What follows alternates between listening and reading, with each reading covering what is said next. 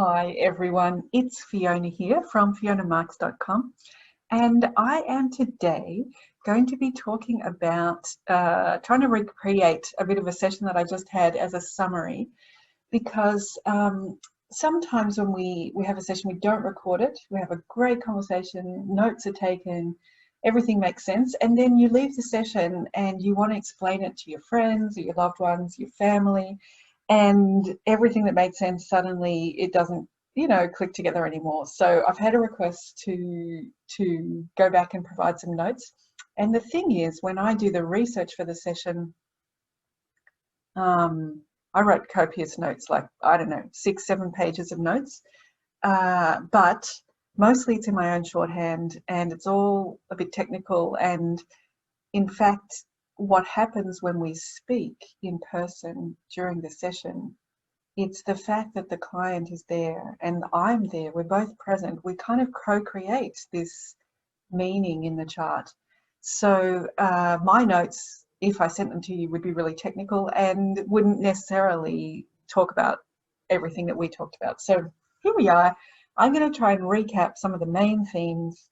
Maybe this will help you explain it to your loved ones. So this is what I remember from the session, that in some ways a major theme that we spoke about was self-sacrifice, and that was because we've got the ascendant here in Aquarius, and that naturally means, because Aquarius is owned by Saturn and Saturn also owns Capricorn, we naturally get, in a way, for all Aquarius ascendants, we get this first lord and 12th lord combination, which means that everything about the person's life path and their personality, while it is linked to the self, the first house, it is equally linked to that transcendent energy of the 12th house of sacrifice, of charity, of withdrawing from the busyness of life. So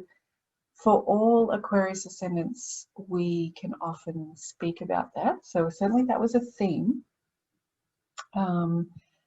But then also we spoke about this beautiful other pattern that's happening in the chart as well, that's kind of backing up the 112.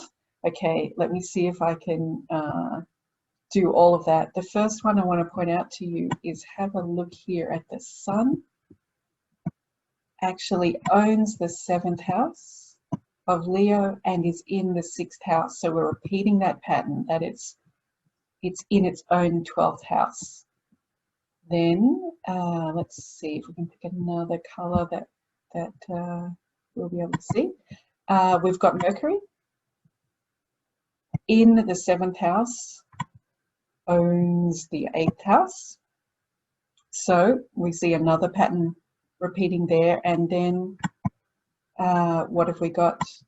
Venus here in the 8th house, rules the 9th house. So not only have we got the Aquarius ascendant, but we've got the Sun, Mercury and Venus all in these 12th house from its self position. So an incredible kind of resonance in the placement of the planets of the chart, that this person and this lifetime is going to have that energy of perhaps sacrificing some of the roles that these planets have, and that maybe this is not a lifetime of the I and the me and the mine and the big statue being erected for us at the end of the lifetime, the glory of this person. Because if another thing you notice, let me see now that I've scribbled all over it, let's see if we can undo all of that. Another thing that you'll notice is that from the ascendant's perspective, we do have Rahu in the 2nd and we do have Saturn in the 4th, but then actually most of all the energy in the chart is happening in the 2nd half of the chart.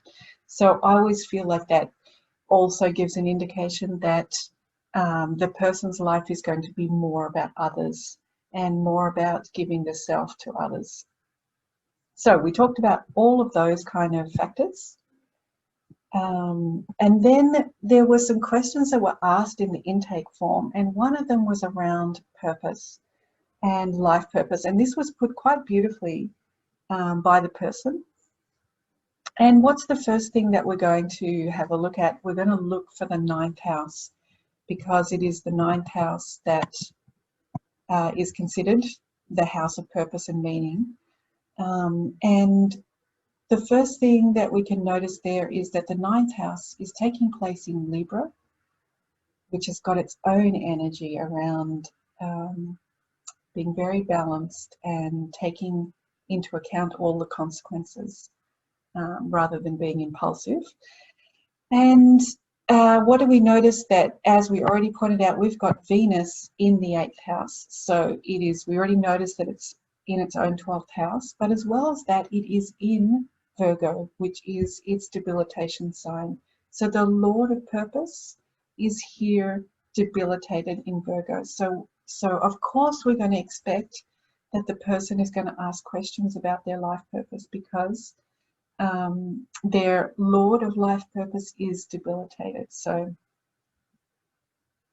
that's right on track. So that was something that we spoke about. The next thing we would have, definitely looked at was that Venus is with K2, which is an eclipse point. And in this particular case, it is the eclipse points that separates us from being satiated. It is showing where we've already been satiated, we've already achieved things. In this lifetime, it wants to help point us in a new direction towards the other eclipse point up here in Pisces. So we're going to find that the Lord of Purpose here is with an eclipse point that is denying satisfaction around that particular planet, what it wants to achieve. So again, right on track that the person would ask questions about that. And another thing that we have, of course, is that this all taking place in the 8th house for this person, which, if we think of that numerologically, that 8 is like those hidden caves that we're exploring in the dark. So this is an area of the person's life experience and personality that is naturally hidden and away. So it might be, harder to access. So again, these are the reasons why the person is asking questions about that. And then we can also notice that Jupiter is here in the 9th house, so that's important, but Jupiter is being starved by Venus to more than 100%. And if we want to see what happens when Jupiter is being starved by Venus, we can pop over here to the periodic table of Lajjatadhyavashtas and have a look at Jupiter starved by Venus. Let me just get rid of my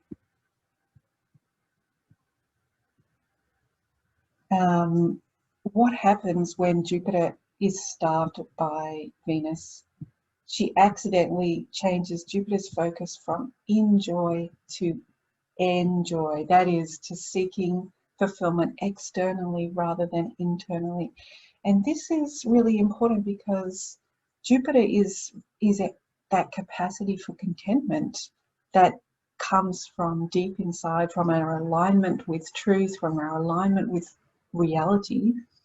And when it is being starved by Venus, we become a bit tricked into thinking that if I just do this, whatever this is, if I just do this, if I just do that, I'm going to feel satisfaction. And it's like chasing the end of the rainbow. It's something that actually, no matter how many times we climb that hill and we achieve that goal, there's always one more hill for us to climb. So here we are, the planet that's in the 9th house, actually Jupiter, a really nice match with the 9th house, is feeling that lack, more than 100% damage it's taking from Venus, giving the sense that externally I've got to look for my sense of purpose outside of myself. So more signs of dissatisfaction, not just K2 withholding the satisfaction, but Jupiter also not able to satiate itself.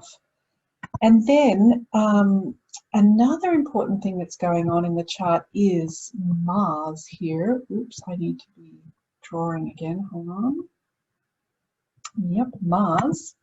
Oh, well, there you go. Different pen, but anyway, you get the idea. There's Mars. And what's happening with Mars, and why am I bringing this up, is that it's being agitated by the sun. And it is also being agitated by the sun to more than 100%. So coming back to the other page, if we have a look what happens when Mars is agitated by the sun, is that we get this idea that we should be implementing a great grand vision, because Mars loves to support the sun. They're friends. Mars loves a strong leader. But when it's in the same sign, when they're conjunct with each other, Mars feels like it can just never achieve the greatness of the sun, you know, as any planet with the sun feels that. And because Mars is, you know, the achiever, the engineer, the doer, it wants to achieve this great vision. And it really cannot do that because it's getting more than 100% damage from the sun in the Lajjatati Avasta of being agitated. So these are all of the things that we spoke about that were giving the person a sense that their purpose was not clear. And it was great. The way the person described it actually was that they felt restless. And what do we notice about that is that Mars ruling the third house of Aries here in the sixth house, when the third lord is in the sixth house, restless is a great description for that. And they felt they were getting the puzzle pieces for their life purpose. And I thought that was a wonderful description of this person's natural Mercury, which is ruling the 5th and 8th. But it was, you know, it still hadn't come together and life was moving on. And so in the conversation we spoke about that actually, hey, let's just back off a bit here and let's remember that Mars is giving this enormous agitation. So, and that's an illusion. That's a Lajjatati Avasta. That's not a truth. So let's just breathe out and recognize that that frustration around life purpose is coming from this agitation, not from reality. We also talked, of course, about having, sorry, there's going to be a big fat pen. Let's change the pen to this one. Having Saturn ruling the 1st and the 12th. Saturn's the slowest planet, naturally aware of all of its deficits and all of its lack. An Aquarius ascendant is going to be aware of those things and is going to feel that it takes time to get anywhere. So let's relax about this life purpose and then also acknowledge that the Venus situation, Lord of Purpose, is here being denied satisfaction, and so is Jupiter. So we need to also again relax on beating ourselves up about this, that this placement is quite difficult and it's going to take time, and that we may often feel when we're pursuing the purpose path that we're not quite getting the satisfaction that we're looking for, and that is okay. That's here in the chart. All right, so we had a big conversation about purpose, and then let's undo some of these things if we can. Clear the screen, because I think the next question was about something else. Exactly, there was a question about work. And where are we going to look? Just like we look for purpose in the 9th house, we're going to look, of course, for purpose in the 10th house. And what is the first thing that we notice? We notice that the Lord of the 10th house is in the 6th house, and the Lord of the 6th house is in the 10th house. So we have a swap here. We have some reinforcing energy because Mars rules Scorpio, the 10th house. The moon rules the 6th house, and it's gone into the 10th. So we know that this person's work their experience of work is going to be wrapped up in 6th house energy, which has that energy around obstacles, service, health, delays, debts, and hard work. So we know that there could be some struggle experienced in this person's work, but we also know this person's going to be a hard worker. And we've got all of this self-sacrificing energy, right? So going with the hard worker. So kind of feel that coming through.